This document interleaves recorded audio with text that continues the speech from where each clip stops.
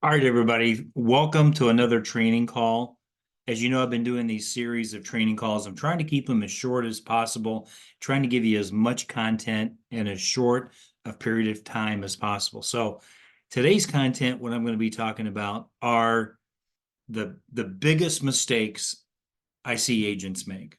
Okay, now do me a favor, stick to the very end because I'm saving, I won't say the best for last, maybe the worst for last. The biggest mistake, and the reason why I see more agents fail out of senior life and just the insurance business in general. I'm going to give you the biggest tip at the very end. So be sure to stick to the end. Or if you just want to hear it, just go to the end and you can listen to it. So thanks for plugging in. All right. So mistake number one for new agents when they're making, this is in regards to making a presentation to a client. They just talk way too much. They like hearing themselves talk and they just talk, talk, talk. And all they do is talk about themselves and they go down rabbit holes and they just bore the heck out of their clients. And the clients in their brain are thinking, what? God, this person just likes talking about themselves. Okay. Now, you got to identify why do people do that? Well, there's a couple of reasons why people talk too much. Number one is they never really learn the script. So they're just rambling. They're just talking, talking, talking, thinking that they're doing a good job, but they're really not because they're not staying on task. They're not completing their mission of getting through the script, which is like it's a pipeline. It's a roadmap to take you from point A to point B. The other reason why agents talk too much, sometimes they're just nervous. You know, my biggest advice is engage, follow the script, but learn to incorporate and ask your clients questions along the way and do some fact finding, but do your fact finding in a way that it doesn't sound like they're at a police interrogation. You know what I mean? Just in conversation. And I think I've got some training calls on how to do that. Okay. Let the clients tell their story. Don't talk so much. Okay. Ask good questions. That's tip number one. That's a big mistake I see agents too. And by the way, these are in no particular order. And also, if you're new to the channel, my name's Joe Johnson. This is Senior Life.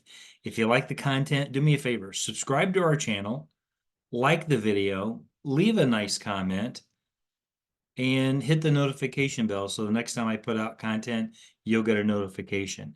If you're interested in having a conversation, if you want to learn more about our agency here at Senior Life, you just want to know more about senior life in general, if you just want some coaching, one-on-one coaching, contact me. What I'm going to do is in the description below, I'll leave a link so you can contact me. It'll take you to our website, contact us. It'll shoot me a direct email and we can get in touch with each other. I promise you, everybody who contacts me, I make a contact back. I reach out to every single person that reaches out to me. Okay.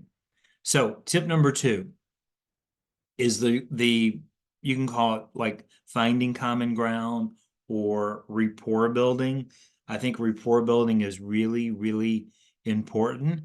But I think that rapport building only really works if your heart's in the right place and you're really interested in your clients. If you're just doing it to do it, it's going to sound fake, but have a real interest in learning more about your clients. Learn to be likable, learn to be vulnerable, open up a little bit.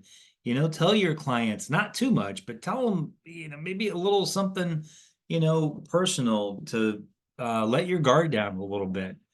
you know it's important to be relatable to your clients. So hey, listen, they know you're a real problem, a real person. You got problems in your life too.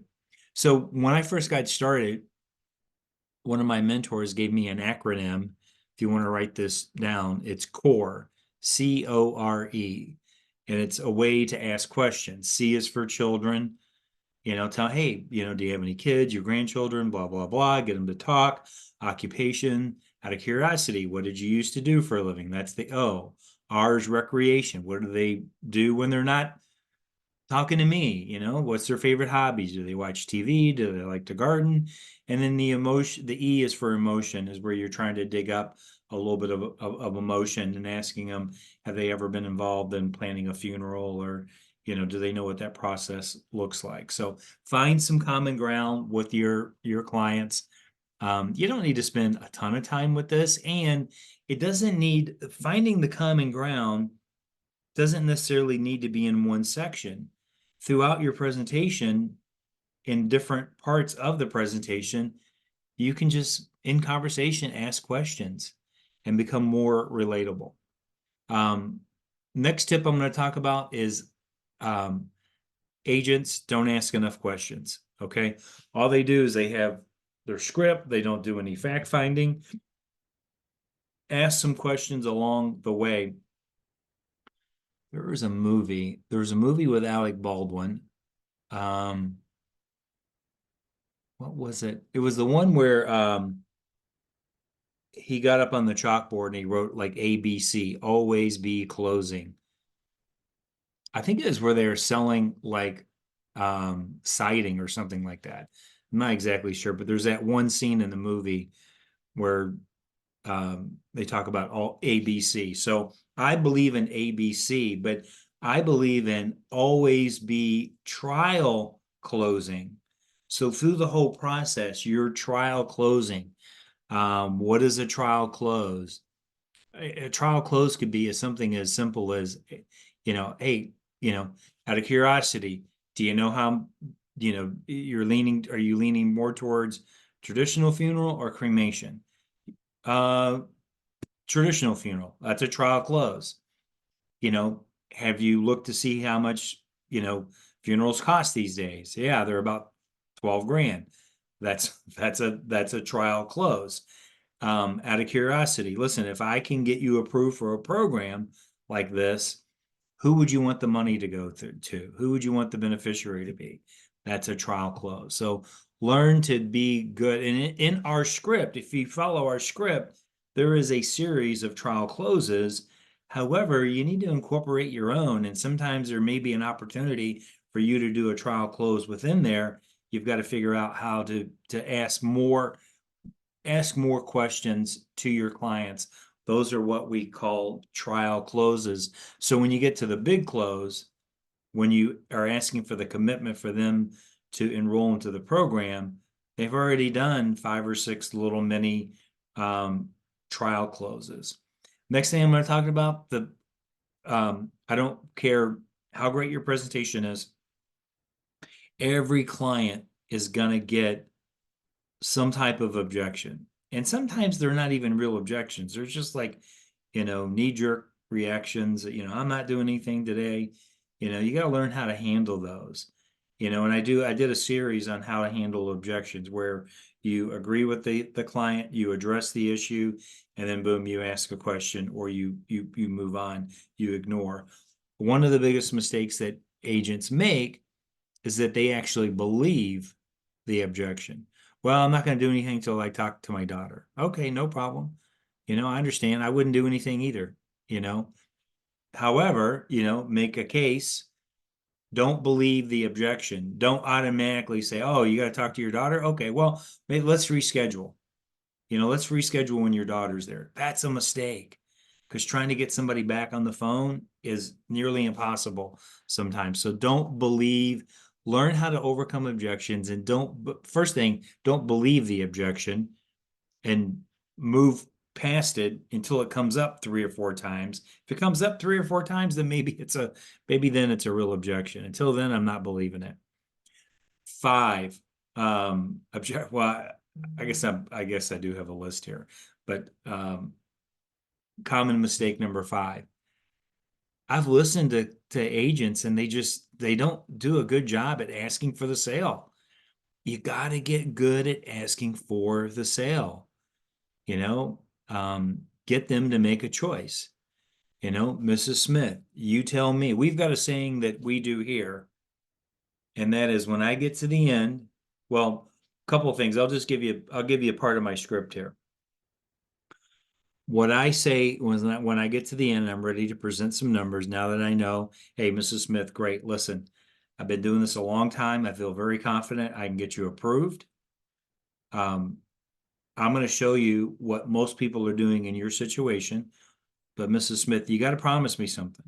Okay, this is important. Promise me that if what I'm showing you does not fit into your budget, you're going to let me know because I can make adjustments.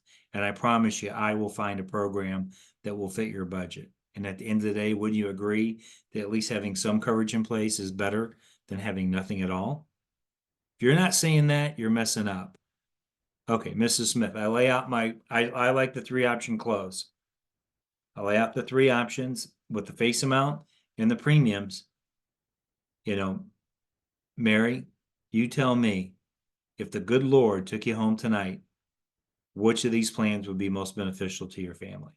And you just shut up. A lot of agents, they blow it. They suck at doing that part. So make sure you do it. All right. 2 more tips. Referrals. God, man, why do we suck at getting referrals? Learn to get referrals. It's a huge mistake. Referrals are free leads, folks. If you're not getting referrals, in my book, you're not doing your job. You need to get referrals. Hey, Mary, I know there's people that you love and that you care about that could benefit from a program like this, but guess what? I can't help them if you don't put me in touch with them. Mary, don't keep me a secret. Okay, don't let me be a secret agent. Let your friends know about me. You know, who's the first person that came to mind that you think that could benefit from a program like this? Or what I teach agents on getting referrals is once you make that statement, it's better to ask questions. When you're asking for referrals, don't ask, well, who do you know? Ask specific questions like, Mary, who do you know like yourself that's also getting Social Security? Because then they're identifying certain people. Hey, out of curiosity, do you have any relatives or friends that have diabetes? Yeah, my sister's got diabetes. Give me her number. I can save her a lot of money. Okay. That's okay. That's it. Now, am I I'm saving, I guess you can say, not the best for last, but worst, the worst mistake I see agents make. Okay. Here's the reason why most agents fail in this business. Now, these are all things that we need to work on and get better at. Okay.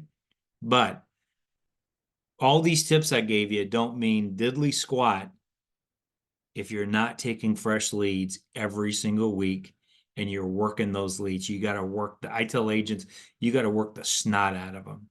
If you're doing telesales, you got to triple dial them, not just once, but 3 or 4 times a day. Okay. If I triple dial somebody, they can ignore me once, but if I triple dial them 6 times in a day, it's going to be harder for them to ignore me. They're going to say, I don't know who this is, but they're blowing up my phone. By God, I better find out who it is. Okay. I'd rather have somebody answer and be pissed off at me, which by the way, very rarely happens, than to have a lead go unresolved. Then I'm just like, I call it, if you're calling your lead, you're calling it once a day or once every other day, they can ignore you forever. Try triple dialing them 6 times a day. It's going to be hard for them to ignore you. So biggest mistake is not getting enough leads, and agents inherently always, I should say, underestimate the amount of work it takes to do field sales or telesales. They think it's going to be easy. Listen, what we do is not complicated, but dialing the phone for 6 to 8 hours a day, it can be mentally exhausting. That's why it's important to have a routine, which I'm going to do another series on mental health and how to keep fresh, and some games you can play with yourself to keep yourself on track. But that's the biggest mistake. If you're taking a batch of leads and you're working those leads and you say, well, I'm not going to take any more leads until I get all these resolved, that's the biggest mistake you can make. Okay. Because you always have to get fresh leads every single week. You're looking for what I call low-hanging fruit. You're looking for the easy people.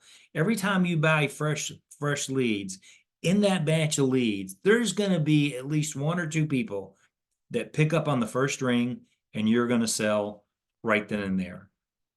Some other ones you may have to call different times or use different methods to communicate, but you got to get those fresh leads, and you got to and agents underestimate the amount of prospecting that's required. So don't make that mistake.